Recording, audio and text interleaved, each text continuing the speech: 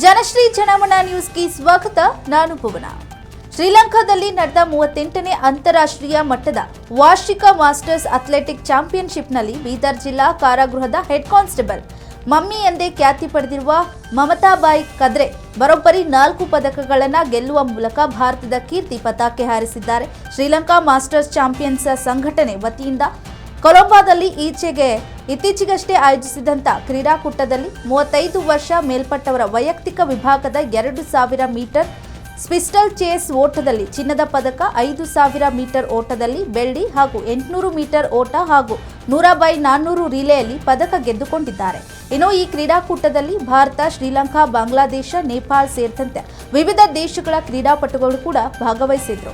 ಮಮತಾಬಾಯಿ ವೃತ್ತಿ ಜೊತೆಗೆ ಕ್ರೀಡೆಯಲ್ಲೂ ಆಸಕ್ತಿ ಬೆಳೆಸಿಕೊಂಡಿದ್ದು ವಿವಿಧ ಕ್ರೀಡಾಕೂಟಗಳಲ್ಲಿ ಸಾಧನೆಗೈದು ಗಮನ ಸೆಳೆದಿದ್ದಾರೆ. ಅಂತಾರಾಷ್ಟ್ರೀಯ ಮಟ್ಟದ ಕ್ರೀಡಾಕೂಟದಲ್ಲಿ ಮಮತಾಬಾಯಿಯವರ ಸಾಧನೆಗೆ ಜಿಲ್ಲಾ ಕಾರಾಗೃಹದ ಅಧಿಕಾರಿ ಸಿಬ್ಬಂದಿಗಳು ಸಂತಸ ವ್ಯಕ್ತಪಡಿಸಿದ್ದು ಪದಕ ಗೆದ್ದಿದ್ದು ಖುಷಿ ಕೊಟ್ಟಿದೆ ಅಂತಿದ್ದಾರೆ ಹೆಡ್ ಕಾನ್ಸ್ಟೇಬಲ್ ಮಮತಾಬಾಯಿ. ಶ್ರೀಲಂಕಾದಾಗ ಇದ್ದೀವಿ ಸರ್, ಇಂಟರ್ನ್ಯಾಷನಲ್ ಸ್ಪೋರ್ಟ್ಸ್ ಇದ್ದೀವಿ ಸರ್, ಶ್ರೀಲಂಕಾ ಮಾಸ್ಟರ್ ಅಥ್ಲೆಟಿಕ್ಸ್ ಅಂತಿದ್ದೀವಿ ಸರ್. ನಾನು ರನ್ನರ್ ಸರ್, ರನ್ನಿಂಗ್ ಮಾಡ್ತೀನಿ ರೀ. ಅದು 38 ಆನ್ಯುವಲ್ ಮಾಸ್ಟರ್ ಅಥ್ಲೆಟಿಕ್ಸ್ ಚಾಂಪಿಯನ್ಶಿಪ್ದಾಗ ಅದು ಜುಲೈ 5-6 ತಾರೀಕಿಗೆ ಶ್ರೀಲಂಕಾದಾಗ ಇದ್ದೀವಿ ರೀ ಸರ್. ದಯಗಮ ಸ್ಟೇಡಿಯಮ್ದಾಗ ಇದ್ದೀವಿ ರೀ.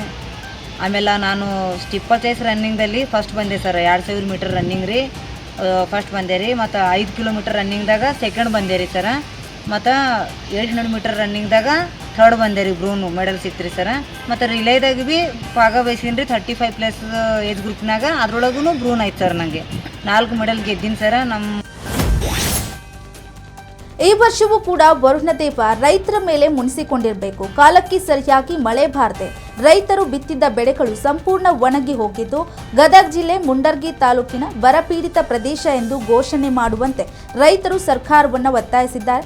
ಉತ್ತರ ಕರ್ನಾಟಕದಲ್ಲಿ ಹಲವು ಭಾಗದಲ್ಲಿ ಮಳೆ ಪ್ರಮಾಣ ಕಡಿಮೆಯಾಗಿದ್ದು ರೈತರು ಸಾಲ ಸೂಲ ಮಾಡಿ ಬಿತ್ತನೆ ಮಾಡಿದ್ದು ಬೆಳೆಗಳು ಒಣಗಿ ಹೋಗಿದೆ. ಪಕ್ಕದಲ್ಲಿ ಹಮ್ಮಗಿಯ ತುಂಗಭದ್ರಾ ಡ್ಯಾಮ್ ಇದ್ರೂ ಕೂಡ ಕಾಲುವೆಯ ಮೂಲಕ ನೀರು ಬಿಡುತ್ತಾ ಇಲ್ಲ. ಹೀಗಾದ್ರೆ ನಾವು ರೈತರು ಬದುಕೋದಕ್ಕೆ ಹೇಗೆ ಸಾಧ್ಯ? ಈ ಕೂಡಲೇ ಸಂಬಂಧಪಟ್ಟ ಅಧಿಕಾರಿಗಳು ಕಾಲುವೆ ಮೂಲಕ ತುಂಗಭದ್ರಾ ನದಿಯ ನೀರು ನೀಡಬೇಕು.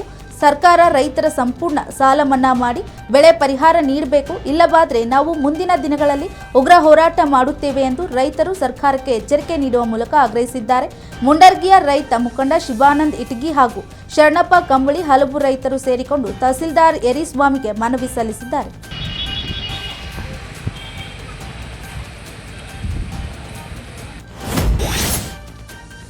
ಬೀದರ್ನ ಬಿಮ್ಸ್ ಆಸ್ಪತ್ರೆಯಲ್ಲಿ ಸುಮಾರು 2 ಗಂಟೆಗಳ ಕಾಲ ವಿದ್ಯುತ್ ಇಲ್ಲದೆ ರೋಗಿಗಳು ಪರದಾಡಿದ ಘಟನೆ ನಡೆಯಿತು. ಜಿಲ್ಲಾ ಆಸ್ಪತ್ರೆಯ 4ನೇ ಮಹಡಿಯ ಮಕ್ಕಳ ವಾರ್ಡ್ನಲ್ಲಿ ವಿದ್ಯುತ್ ಇಲ್ಲದೆ ರೋಗಿಗಳು 2 ಗಂಟೆಗಳ ಕಾಲ ಕತ್ತಲಲ್ಲೇ ಕಾಲ ಕಳೆಯಬೇಕಾಯಿತು. ಇನ್ನು ಫ್ಯಾನ್, ಲೈಟ್ ಇಲ್ಲದೆ ರೋಗಿಗಳು ಕುಟುಂಬಸ್ಥರು ಮೊಬೈಲ್ ಟಾರ್ಚ್ ಹಾಕಿಕೊಂಡು ಆರೈಕೆ ಮಾಡಲು ಪರದಾಡುತ್ತಿದ್ದ ದೃಶ್ಯ ಮನಕುಲುಕ್ತಾ ಇದ್ದು ವಿದ್ಯುತ್ ಸಮಸ್ಯೆ ಬಗ್ಗೆ ಸಿಬ್ಬಂದಿಗಳ ಗಮನಕ್ಕೆ ತಂದು ಕ್ಯಾರೆ ಅನ್ನಲಿಲ್ಲ. ಇನ್ನು ಅಪಘಾತಕ್ಕೀಡಾಗಿದ್ದ ಮರಕಲ ಗ್ರಾಮದ ಪ್ರಶಾಂತ್ ಬಿರಾದರ್ ಹಾಗೂ ಔರದ್ ಮೂಲದ ರೋಗಿಯನ್ನ ಕುಟುಂಬಸ್ಥರು ಕರೆತಂದಿದ್ದು ಆಸ್ಪತ್ರೆಯ ಆವರಣದಲ್ಲೇ ಗಂಟೆಗಟ್ಟಲೆ ಕಾಯಿಸಿದ್ರು. ವೆಂಟಿಲೇಟರ್ ಬೆಡ್ ಇಲ್ಲವೆಂದು ವೈದ್ಯರು ಉಡಾಫಿ ಉತ್ತರ ನೀಡಿದ್ರು. ಇದರಿಂದ ಬೇಸತ್ತ ರೋಗಿಯ ಕಡೆಯವರು ವೈದ್ಯಾಧಿಕಾರಿಗಳ ವಿರುದ್ಧ ಆಕ್ರೋಶ ವ್ಯಕ್ತಪಡಿಸಿದ ಬಳಿಕ ಓರ್ವ ರೋಗಿಗೆ ವೆಂಟಿಲೇಟರ್ ಬೆಡ್ ವ್ಯವಸ್ಥೆ ಮಾಡಲಾಯಿತು. ಮತ್ತೊಬ್ಬ ರೋಗಿಯನ್ನ ಆಂಬ್ಯುಲೆನ್ಸ್ನಲ್ಲೇ ತಪಾಸಣೆ ನಡೆಸಲಾಯಿತು. ಕೊರೋನಾ ವೇಳೆ 90 ವೆಂಟಿಲೇಟರ್ ಬೆಡ್ ವ್ಯವಸ್ಥೆ ಇದ್ರೂ ಆಡಳಿತ ಮಂಡಳಿ ಸರಿಯಾಗಿ ಬಳಸಿಕೊಳ್ಳಲಿಲ್ಲ. ಆಸ್ಪತ್ರೆಯ ಸ್ವಚ್ಛತೆ ಬಗ್ಗೆ ಕೇಳುವುದೇ ಬೇಡ ಎಂದು ಬಿಮ್ಸ್ನ ಅವ್ಯವಸ್ಥೆಗೆ ಸಾರ್ವಜನಿಕರು ಕಿಡಿಕಾರಿದ್ದಾರೆ. ನಿನ್ನೆ ಗಾಡಿಯಿಂದ ಬಿದ್ದಿದ್ದೇನಂತ ಗೊತ್ತಾಯಿತು. ಅದಕ್ಕೆ ಹಾಸ್ಪಿಟಲ್ GND ಕೊರೋನಾ ಹಾಸ್ಪಿಟಲ್ಗೆ ಹೋಗಿದ್ದೆವು. ಅಲ್ಲಿಂದ ಇವತ್ತು ಸಾಯಂಕಾಲ 5 ಗಂಟೆಗೆ ಇಲ್ಲಿ ಗೌರ್ಮೆಂಟ್ ಹಾಸ್ಪಿಟಲ್ಗೆ ರೆಫರ್ ಮಾಡಿದ್ದರು. ಬಟ್ ಸುಮಾರು ಇಲ್ಲ ಅಂದರೆ ಒಂದು 50-55 ಮಿನಿಟ್ ನಮಗೆ ಇಲ್ಲಿ ಹೊರಗಡೆ ಪೇಷಂಟ್ ನಿಲ್ಲಿಸಿದ್ದಾರೆ. ಯಾರು ರೆಸ್ಪಾನ್ಸ್ ಮಾಡ್ತೀವಿ. ವೆಂಟಿಲೇಟರ್ ಖಾಲಿ ಇಲ್ಲ, ಅವರಿಲ್ಲ, ಡಾಕ್ಟರ್ ಇಲ್ಲ ಅಂತೇಳಿ ಸುಮಾರು ಒಂದು ತಾಸು ನಮಗೆ ಭಾಳಷ್ಟು ತೊಂದರೆ ಕೊಟ್ಟಿದ್ದಾರೆ. ಅದಕ್ಕೆ ತಾವು ಗಮನಿಸ ಕೊಡ್ತಲ್ಲ ಸರ್. ಭಾಳ ಹೋಗಿ ಕೇಳಿದ್ರು ಯಾರನ್ನೂ ಅಲ್ಲಿ ಅವರ ಇಲ್ಲಾರ ವೆಂಟಿಲೇಟರ್ ಖಾಲಿ ಇಲ್ಲ, 2 ವೆಂಟಿಲೇಟರ್ ಇಲ್ಲ ಅಂತ ಹೇಳ್ತಿದ್ದಾರೆ.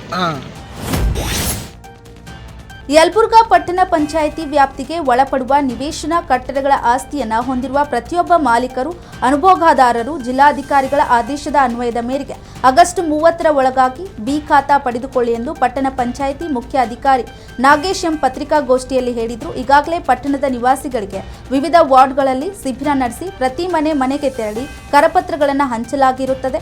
ಪಟ್ಟಣದ ವ್ಯಾಪ್ತಿಯಲ್ಲಿ 50 ಅನಧಿಕೃತ ಬಡಾವಣೆಗಳು ಇದ್ದು ಒಟ್ಟು 2123 ಅನಧಿಕೃತ ಆಸ್ತಿಗಳಿವೆ. ಇದರಲ್ಲಿ ಕೇವಲ 774 ಆಸ್ತಿ ಮಾಲೀಕರು ಬಿ ಖಾತಾ ಪಡೆದುಕೊಂಡಿದ್ದು, ಇನ್ನು ಉಳಿದಂತಹ 1399 ಅನಧಿಕೃತ ಆಸ್ತಿ ಮಾಲೀಕರು ಬಿ ಖಾತಾ ಪಡೆದುಕೊಳ್ಳುವುದು ಬಾಕಿ ಇರುತ್ತದೆ. ಸರ್ಕಾರ ಆಗಸ್ಟ್ 30ರ ಒಳಗೆ ಅಂತಿಮ ಗಡುವು ನೀಡಿದ್ದು, ಆಸ್ತಿ ಮಾಲೀಕರು ನಗರ ಸ್ಥಳೀಯ ಸಂಸ್ಥೆಯಿಂದ ಅಗತ್ಯ ದಾಖಲೆಗಳನ್ನು ಸಲ್ಲಿಸಿ ಬಿ ಖಾತಾ ಪಡೆದುಕೊಳ್ಳಬೇಕೆಂದು ತಿಳಿಸಿದ್ದಾರೆ. ಅದಕ್ಕಾಗಿ ದಯವಿಟ್ಟು ಎಲ್ಲರೂ ಏನಂದರೆ ನಾವು ಸಾರ್ವಜನಿಕರಿಗೆ ಮನದಟ್ಟವಾಗಿ ನಾವು ಮಾಡಿದ್ವಿ. ಅದಕ್ಕೆ ಪತ್ರಿಕಾ ಮುಖಾಂತರ ನಾವು ಏನಂದರೆ ಇದು ಒಂದು ಸಲ ಅಂದರೆ ಪಬ್ಲಿಷ್ ಮಾಡಿ ಎಲ್ಲರಿಗೆ ಅನುಕೂಲ ಆಗುವಂಥ ಕೆಲಸ ಆಗಬೇಕನ್ನೋ ದೃಷ್ಟಿಟ್ಟು ನೀವೆಲ್ಲ ಕರೆದಿದ್ದೀನಿ. ಅದಕ್ಕೆ ದಯವಿಟ್ಟು ತಾವೇನು ಏನದವಲ್ಲ ಎಲ್ಲ ಕೊಟ್ಟಿದ್ದೆ ನಾವು 2121 ಈ ಆಗಸ್ಟ್ ಒಳಗೆ ಆಗಬೇಕಾಗಿದೆ. ಈಗ ಆದಷ್ಟು ಏನಂದರೆ ನಾವು ನಿನ್ನೆ ಒಂದು 15 ದಿವಸದೊಳಗೆ 100% ರೀಚ್ ಮಾಡಬೇಕಂತ ನಾವು ಗುರಿ ಇಟ್ಕೊಂಡಿದ್ದೀವಿ.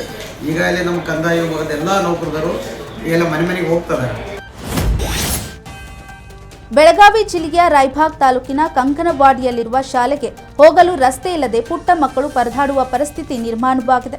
ಶಾಸಕ ದುರ್ಯೋಧನ ಐಹೊಳೆ ತಮ್ಮ ಮತಕ್ಷೇತ್ರದ ವ್ಯಾಪ್ತಿಯಲ್ಲಿ ರಸ್ತೆ ನಿರ್ಮಿಸಿ ಮಕ್ಕಳಿಗೆ ದಾರಿ ತೋರಿಸಿ ಎಂದು ಸ್ಥಳೀಯರು ಅಳಲನ್ನ ತೋಡಿಕೊಂಡಿದ್ದಾರೆ. ಕಂಕನವಾಡಿ ಪಟ್ಟಣ ಪಂಚಾಯಿತಿ ವ್ಯಾಪ್ತಿಯಲ್ಲಿ ದಂಡಾಪುರೆ ಎನ್ನುವ 2 ಕುಟುಂಬದ ಅಣ್ಣ ತಮ್ಮಂದಿರ ಸಮಸ್ಯೆಯಿಂದ ಇರುವ ರಸ್ತೆಯನ್ನು ತೆರವುಗೊಳಿಸಿ ಗದ್ದೆ ನಿರ್ಮಿಸಿರುತ್ತಾರೆ. ಈ ರಸ್ತೆಯ ಮೂಲಕವೇ ಸಾರ್ವಜನಿಕರು, ವಿದ್ಯಾರ್ಥಿಗಳು ಕಂಕನವಾಡಿ ಹಾಗೂ ಮೂಡಲ್ಗಿ ಸೇರಿದಂತೆ ವಿವಿಧ ಪಟ್ಟಣಗಳಿಗೆ, ವ್ಯಾಪಾರಕ್ಕೆ, ಶಾಲಾ ಕಾಲೇಜುಗಳಿಗೆ ಹೋಗಬೇಕಾಗಿರುತ್ತೆ.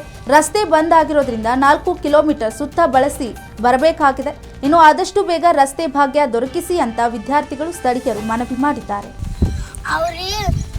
ಬೇರೆ ಬೇರೆಯವ್ರು ಜಗಳಾಡ್ಯಾರಿ ನಮಗ್ರಿ ಹಾದಿ ಬಿಡ್ತಾವ್ರಿ. ಬೀರಾಪಟ್ ಮಕ್ಕಳ್ರಿ ಅದು ಬರೋಂಗಿಲ್ಲ ಅಂದಾರಿ. ನಿಮ್ಗಷ್ಟ ದಾರಿ ಬಿಡ್ತಾ ಇಲ್ಲ. ಮತ್ತೀಗ ನಿಮ್ಗೆ ಸ್ಕೂಲ್ ಲೇಟ್ ಆಗಿತ್ಲ, ನಿಮ್ಮ ಟೀಚರ್ಸ್ ಬೈತಾರಲ್ಲ ನಿಮಗೆ. ವಾರದಿಂದ ಶಾಲೆ ಹುಡುಗರಲ್ಲಿ ಎಲ್ಲರಿಗೂ ನೋಡ್ರಿ, ಹಾಲಿನವ್ರಿಗೆ ಮತ್ತು ಶಾಲೆ ಬಸ್ ಕೊಡ್ರಿ ಎಲ್ಲ ತೊಂದರೆ ಮಾಡತ್ತಾರ ಸರ್. ಮತ್ತೀಗ ಯಾಕೆ ಏನಂದ್ರೆ ಸರ್ ಅಲ್ಲಿ ಯಾರಿಗೂ ಹೇಳ್ರು ಎಲ್ಲಿ ಯಾರ ತಗೋ ಬಂದ ಸರ್ ಮುಗಿಸೋಗ್ತಾರಲ್ರಿ. ಮುಂದೆ ನಮ್ಗೆ ಏನಂತ ರೀ ಹುಡುಗರಿಗೆ ನಮ್ಗೆ ಎಲ್ಲರಿಗೂ ಒಟ್ಟು ಭಾಳ ತೊಂದರೆ ಮಾಡತ್ತಾರ ರೀ. ರಾಜ್ಯ ಸರ್ಕಾರಗಳ ವೈಫಲ್ಯ ಖಂಡಿಸಿ ರೈತರ ಸಾರ್ವಜನಿಕ ಬೇಡಿಕೆ ಈಡೇರಿಕೆಗಾಗಿ ಒತ್ತಾಯಿಸಿ ಕರ್ನಾಟಕ ರಾಜ್ಯ ರೈತ ಸಂಘ ಏಕೀಕರಣ ಸಮಿತಿ ಕಾರ್ಯಕರ್ತರು ಮಳವಳ್ಳಿ ಪಟ್ಟಣದಲ್ಲಿ ಪ್ರತಿಭಟನೆ ನಡೆಸಿದ್ರು.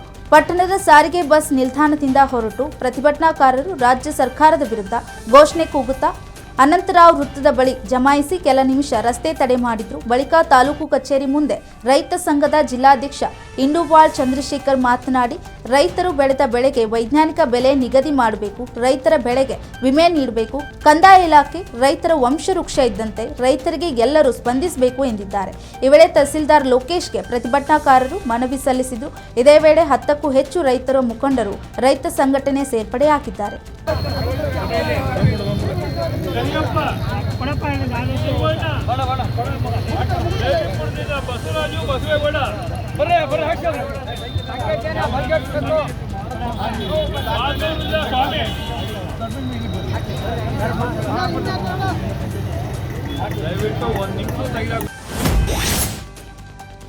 ಮಹಾರಾಷ್ಟ್ರದ ಪಶ್ಚಿಮ ಘಟ್ಟ ಹಾಗೂ ಕೃಷ್ಣಾ ನದಿ ಜಲಾನಯನ ಪ್ರದೇಶದಲ್ಲಿ ಸುರಿತಾ ಇರುವ ಭಾರೀ ಮಳೆಯಿಂದಾಗಿ ಕೊಯ್ನಾ ಜಲಾಶಯ ಭರ್ತಿಯಾಗಿದೆ, ನೀರು ಹೊರಬಿಡಲಾಗಿದೆ. ಮಹಾರಾಷ್ಟ್ರದ ಸತಾರಾ ಜಿಲ್ಲೆಯಲ್ಲಿರುವ ಕೊಯ್ನಾ ಜಲಾಶಯದಿಂದ 5,000 ಕ್ಯೂಸೆಕ್ಸ್ ನೀರು ಬಿಡುಗಡೆ ಮಾಡಲಾಗಿದೆ.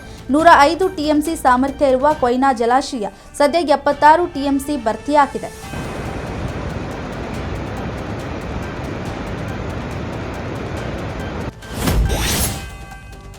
ಮಹಾರಾಷ್ಟ್ರ ಹಾಗೂ ಚಿಕ್ಕೋಡಿ ನಿಪ್ಪಾಣಿ ತಾಲೂಕಿನಲ್ಲಿ ಕಳೆದ 5 ದಿನಗಳಿಂದ ಮಳೆಯ ಪ್ರಮಾಣ ಕಡಿಮೆಯಾಗಿದ್ದು, ಕೃಷ್ಣಾ ನದಿ ನೀರಿನ ಮಟ್ಟ ಇಳಿಕೆಯಾಗಿದ್ದು, ಬಂದ್ ಆಗಿರುವ ಕೆಳಹಂತದ ಸೇತುವೆಗಳ ಸಂಚಾರಕ್ಕೆ ಮುಕ್ತವಾಗಿವೆ.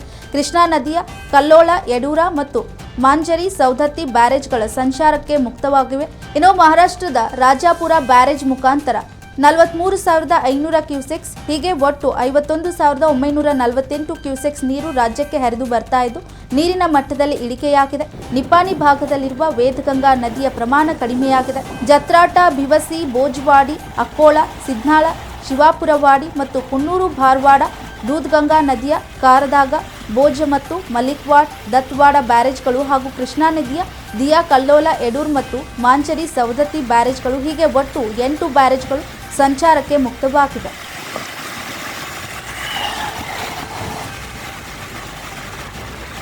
ಇದಿಷ್ಟು ಇವತ್ತಿನ ಪ್ರಮುಖ ಅಪ್ಡೇಟ್ಸ್. ನಿರಂತರ ಸುದ್ದಿಗಾಗಿ ನೋಡ್ತಾರೆ ಜನಶ್ರೀ ನ್ಯೂಸ್. ಇದು ಜನರ ಧ್ವನಿ.